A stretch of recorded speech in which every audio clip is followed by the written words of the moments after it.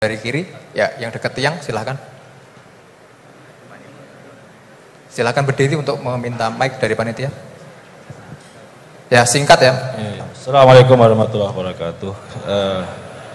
Ya, menarik pemaparan dari guru kita semua terkait dengan Islam harus membahagiakan. Yang pertama, tafsirnya adalah sekarang ada paham materialisme itu juga menawarkan kebahagiaan, paham hedonisme juga menawarkan kebahagiaan, paham liberalisme itu juga menawarkan kebahagiaan. Jadi Islam bahagianya itu mungkin kita bisa menilai diri kita masing-masing. Hari ini paham apa yang kita pakai untuk bahagia? Apakah betul-betul Islam konsepsi atau Islam yang sudah berkembang jadi modernisme dengan kombinasi kapitalisme, liberalisme, kemudian hedonisme, kemudian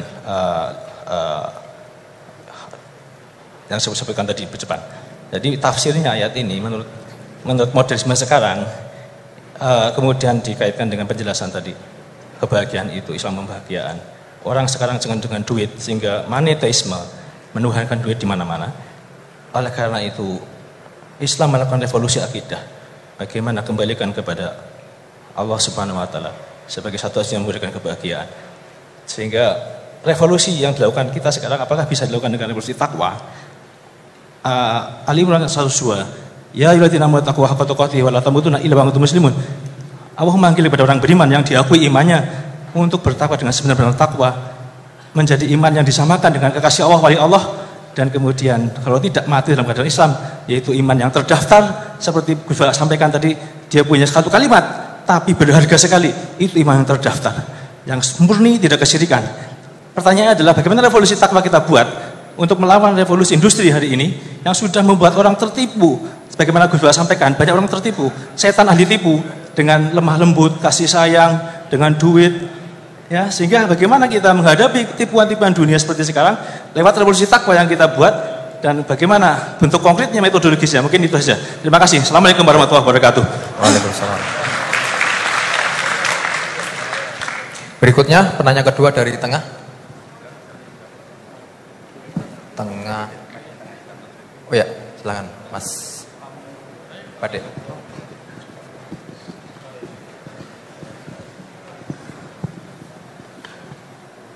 Bismillahirrahmanirrahim. Assalamualaikum warahmatullahi wabarakatuh. Sebelumnya terima kasih saya ucapkan kepada Pak Bajar sebagai moderator telah mempersilahkan saya dan memberi kesempatan. Sebelumnya saya memperkenalkan diri, saya Engki Kurniawan dari mahasiswa Prodi Ekonomi Islam Ukan 2020. Tanpa mengurangi rasa hormat kepada Al-Mukarram Tuan Guru dan Gus Baha, saya ingin mempertanyakan yang tadi sempat disinggung di awal, yaitu tentang tadayun makus, tentang kekeliruan dalam beragama. Gitu. Kita tahu sekarang bagaimana tentang perkembangan teknologi yang menyebabkan informasi-informasi itu berkembang secara masif mengenai agama-agama gitu, tentang pelajaran-pelajaran dan tafsir Al-Quran gitu. Yang kita tahu tadayun makus ini tentang bagaimana orang-orang menyampaikan yang kurang penting di atas sesuatu yang penting gitu. Nah, sebagai kami mahasiswa gitu yang masih awam tentang agama, bagaimana sih gitu cara kita menangkis agar tidak terjerumus atau terjerat dengan pembahasan-pembahasan yang kurang penting dan menjerumuskan kita ke dalam sesuatu yang sesuatu yang buruk gitu, yang kayak memunculkan perdebatan dan kontroversi. Gitu saja, Pak. Terima kasih. Wassalamualaikum warahmatullahi wabarakatuh. Waalaikumsalam. Terakhir dari Putri, paling depan, kerudung biru. Oke, silakan. Bismillahirrahmanirrahim. Pertanyaan fikih sangat sederhana tapi saya tidak paham. Saya bacakan bagaimana cara mengajarkan istihadhah yang memudahkan kepada anak perempuan yang belum baligh, Gus Baha. Karena kalau kami jelaskan dengan menghafal dan memahami syarat-syarat tamyiz, mereka kesulitan. Dan kalau perempuan tadi sudah paham belajar istihadhah tanpa memahami tamyiz, apakah selanjutnya perempuan tersebut harus belajar istihadhah dengan memahami syarat-syarat tamyiz? Sampun. 3 penanya. Berikutnya kami berikan kesempatan kepada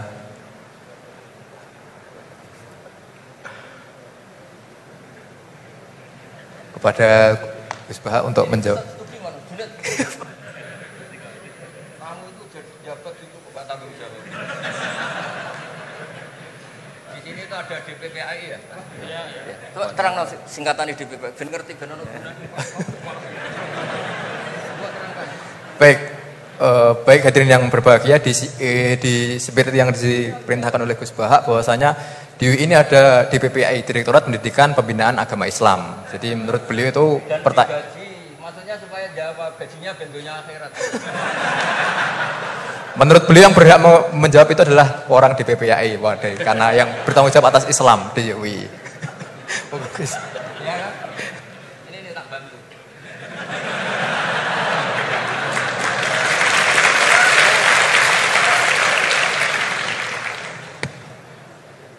Jadi harusnya kan sudah tugas, mandat, ada SK-nya, ada fasilitasnya. Kalau gaji itu kayaknya kasar fasilitasnya. Jadi harusnya yang jawab itu ya ketua DPPA, iya. Tapi sudahlah karena saya ini orang baik tak tolong. Begini ya, jadi perspektif Islam atau taqarrub ilallah itu mulai dulu itu orang mau tidak mau subjektif, tapi hukum pokoknya sama. Misalnya orang mencintai Allah, ada yang saking mencintainya itu tidak pernah nyebut Allah. Ada wali itu mencintai Allah tidak pernah nyebut Allah, karena dia takut ini nama sakral, jangan-jangan dilecehkan. Imam Malik itu pernah ada seorang pengemis datang, ya Imam Malik saya minta uang gitu. Imam Malik jawabnya itu, saya tidak punya uang, baru tidak bawa uang, juga tidak punya uang. Kamu besok ke rumah saya atau nanti ke rumah saya, tak kasih uang. Terus diberi nasihat sama temannya. Halai itu mbok ya Anda ngomong rozaqakallah. Ya, semoga Allah memberi rezeki kamu. Jawabnya Imam Malik itu apa? Saya masih hafal teksnya itu. Fa'ana ujillu ismallahi ta'ala an askura indaman yakrohu sama'ahu, ada yang baca sima'ahu walau dimna jumlatin. Saya tidak mau nyebut nama Allah pada orang yang nggak suka nama itu, meskipun tuh hanya secara apa itu eksplisit. Artinya kalau dongakno ku serang di duit, jaluk duit kok kei donga kira-kira itu. Wong saya mintanya uang kok dikasih apa? Doa. Jadi kadang-kadang orang cara mencintai Allah itu, lah ya bagi pengemis tadi rozaqakallah itu maknanya kan nggak mau memberi kan? Doa tadi kan disimpulkan nggak mau memberi. Sama seperti kita di Jawa ada keponakan misalnya mau mondok pamit padenya, kata padenya, ya wis le tak sangoni selamat, ya sudah tak sangoni selamat. Selamat ndonga tok gak modal agak tunggale. Nah, berdoa saja tanpa modal. Nah, Sayyidina Umar radhiyallahu anhu itu diantaranya orang yang meriwayatkan hadis Inna wa ta'ala kallafani an asrifa an du'a. Allah memaksa saya, menugaskan saya supaya tidak semuanya itu dikonsultasikan kepada Allah Subhanahu wa ta'ala. Sehingga banyak kiai kalau ada orang potongan rai mustajab, wajahnya itu tidak meyakinkan mustajab doanya. Iya saya ini miskin, utang saya banyak, nggak akan diijazahi disuruh doa atau duha atau baca waqiah. Karena sekali itu dipraktekkan dan kita tahu potongan gak mandi, itu nanti nyalahkan institusi doa. Jute saya duha juga tetap miskin, saya doa juga tetap miskin. Daripada Allah disalahin, mendingan kon sing kerja tenanan. Sayyidina Umar ketika ada orang minta uang dan minta doa, kamu harus kerja yang serius. Fa innas sama ala tumtiru daban, langit tidak akan menghujankan apa? Emas. Jadi di mana-mana mencintai itu ekspresinya macam-macam. Ada ulama yang saking senengnya umatnya Nabi seneng silaturahim. Ada ulama yang saking senengnya umat Nabi gak suka silaturahim dengan arti berkunjung, karena itu dianggap mengganggu. Teman kita punya anak, punya istri, kadang pas harmonis kita datang terganggu. Wong saya pernah dolan di orang, pas tukaran sama istrinya, itu berhenti dulu ada Gus Pak, nanti teruskan. Ternyata orang tengkar itu diganggu juga gak suka.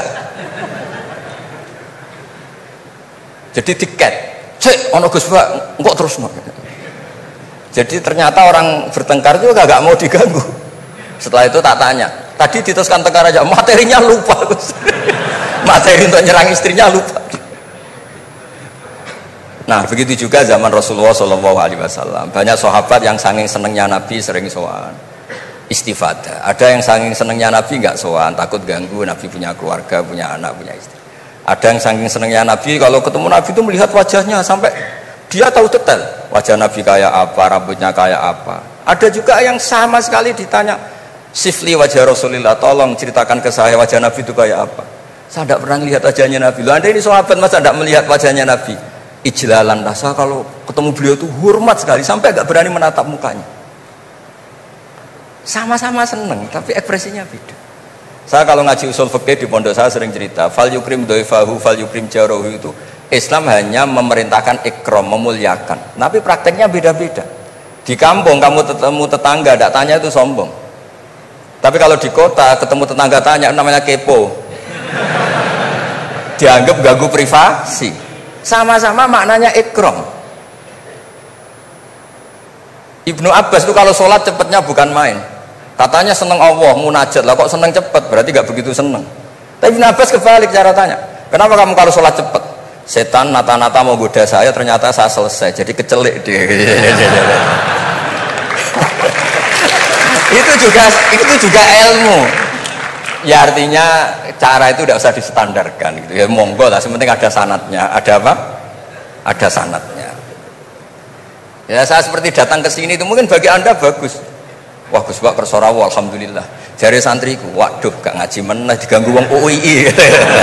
Jadi Anda statusnya bagi saya pengganggu. Nah, itu juga yang terjadi di tafsir. Wasab'atin idza raja'tum.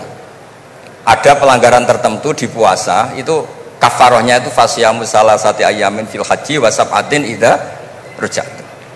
7 ketika kamu pulang. Itu kata Abu Hanifah, 7 hari ini boleh dilakukan di kawasan Mekah. Asal selesai haji sudah. Tapi bagi Imam Syafi'i pulang itu harus sudah sampai rumah. Sekarang saya beri pertanyaan. Ketika Pak Fajar ini acara selesai, terus dia pamit saya pulang. Gus saya tak pulang. Bagi saya dia sudah pulang meskipun masih di jalan. Tapi bagi istrinya istilah pulang kalau sudah sampai rumah. Lalu idza raja'tum itu pulang itu menurut siapa? Mas Majdi nanti ketika sudah pamit di bandara kita bilang sudah apa? Pulang. Tapi kata istrinya belum. Sama-sama istilahnya wasab'atin idza raja'tum. Ada kiai itu tidak pernah mikir Islam sama sekali. Sebenarnya sama Islam bukan main, tapi gak tahu mikir Islam.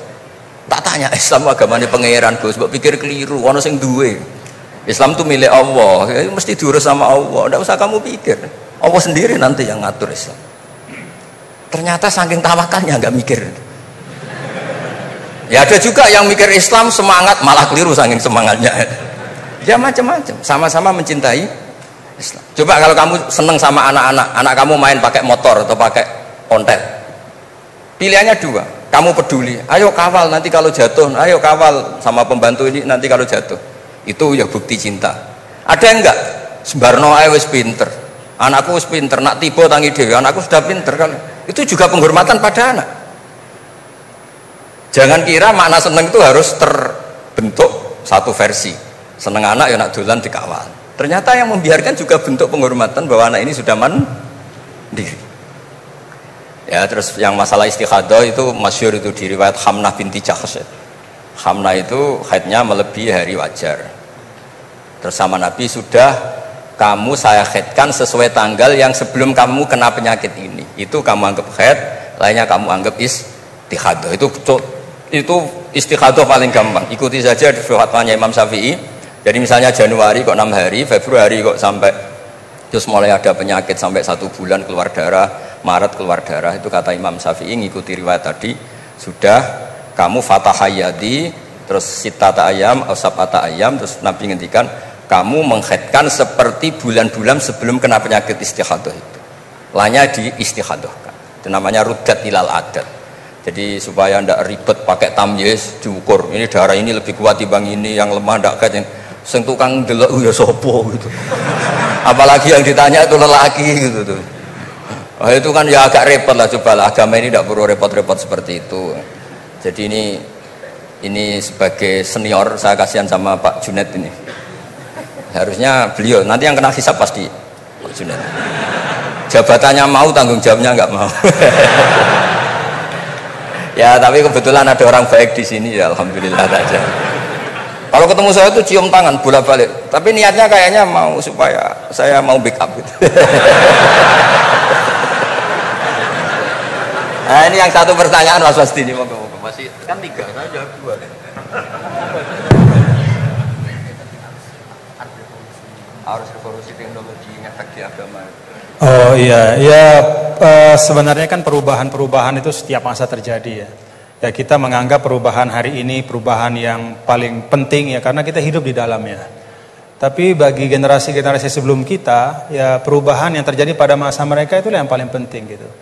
Dan beragama kita hari ini ya itu kan juga sebagiannya dibentuk dari bagaimana para ulama kita dulu merespon perubahan-perubahan yang ada pada masa mereka.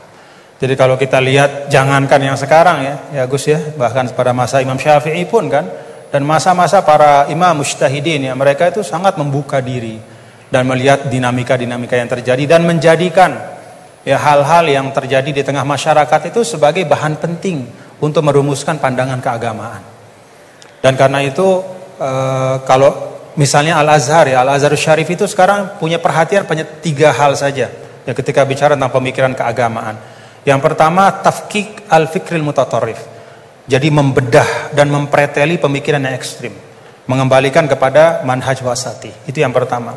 Kemudian yang kedua, tajdid al-khitab ad-dini, yaitu memperbaharui al-khitab, cara kita menyampaikan sebenarnya kan al-khitab itu kan cara kita mengajak orang beragama. Supaya cara kita mengajak orang beragama ini tidak membuat orang semakin jauh dari agama, ya. Jangan membuat ya seperti tadi beliau sampaikan, bahkan Rasul pun hati-hati ya, ketika menjawab pertanyaan dari masing-masing sahabatnya. Nggak ada Rasul itu gebiah uyah. Ya pokoknya ini mentang-mentang ini sahabat saya semua, saya kasih satu patokan plek harus kayak gini. Nggak ada. Yang nanya tentang mana amal yang paling afdol dilihat oleh Nabi kan gitu Gus ya. Dilihat kira-kira oh ini ternyata orang yang kaya misalnya. Oh amal afdol itu paling banyak adalah berinfak, paling bagus. Dilihat kayak begini keadaannya macam-macam disesuaikan sesuai dengan mukhatabin. Itu Rasul ya. Para sahabat juga begitu. Artinya apa? Beragama itu adalah sesuatu yang hidup. Tadayun itu ya taharruk, bergerak terus ya. Nah tadi disampaikan bagaimana cara kita merespon dalam situasi yang berubah seperti ini. Yang pertama yang gak usah galau. Tadi beliau sampaikan agama ini milik Allah Ta'ala. Jadi kita jangan menggalaukan diri kita, menganggap diri kita lebih penting ya. Tidak ada manusia yang sangat penting sehingga dia tidak tergantikan dalam kehidupan kecuali para nabi dan rasul ya, siapapun itu fungsinya pasti akan ketika sudah masanya dia pasti akan digantikan, dan semua orang menunaikan tugasnya sesuai dengan kewenangan serta apa yang diberikan oleh Allah Subhanahu wa taala. Jadi tidak usah kita galau ya. Yang paling penting adalah menurut saya ya terus kita ngaji seperti ini untuk mendiskusikan hal-hal bagaimana kita bisa beragama masing-masing nyaman semuanya ya. Kita bisa beragama dengan nyaman, dengan tenang seperti tadi kata guru saya is'adul insan fid darain, supaya kita beragama dan kita bahagia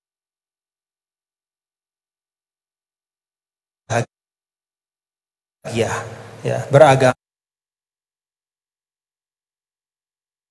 bahagia ya, dan itu memang pesan dari Islam. Adapun isme yang disampaikan tadi yaitu ijtihad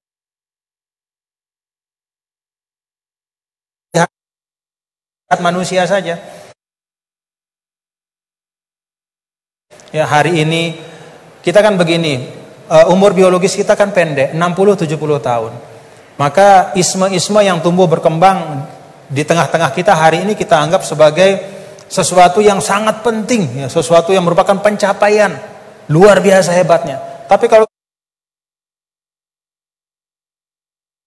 kita letakkan diri kita di dalam spektrum sejarah yang panjang, maka itu hanya bagian dari ijtihad yang manusia ya. Sehingga menurut saya tidak perlu kita kita istilahnya apa ya, seakan-akan isme itu akan menggantikan Islam. Enggak, yaitu ijtihad manusia. Besok akan ada isme baru, tapi al-Islam ya'lu wa la yu'la alaih. Islam akan tetap tegak teguh insyaallah. Mudah-mudahan kita berada di dalamnya, bagian dari itu semua. Itu saja yang dapat saya sampaikan. Terima kasih sekali lagi atas kesempatan pada hari ini, Pak Rektor, Bapak Kepala Badan Wakaf dan semua. Jazakumullah khairan katsira. Mudah-mudahan kita bisa jumpa dalam kesempatan yang lain. Assalamualaikum warahmatullahi wabarakatuh.